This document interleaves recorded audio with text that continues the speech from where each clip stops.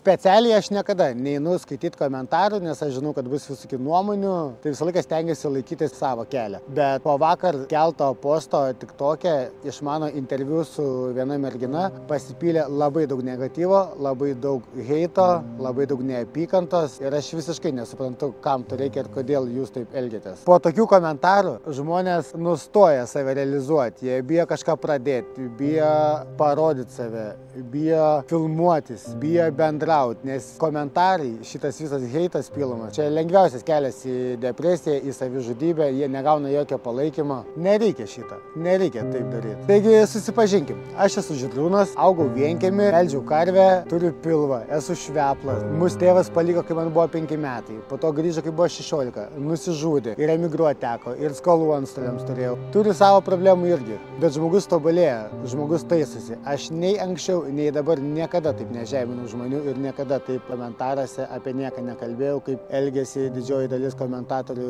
TikTok'e. Taigi jūs dabar apie mane žinot jau ne vieną faktą, jums yra visiškai žalia šviesa papasakot, pakomentuoti, po mano šito postu, mane paheitinti, mane pažeminti, aš jums viską leidžiu. Prisėskit ir pagalvokit, kuo jūsų gyvenimas yra geresnis už tuos, ant kurių pilat visą šūdą.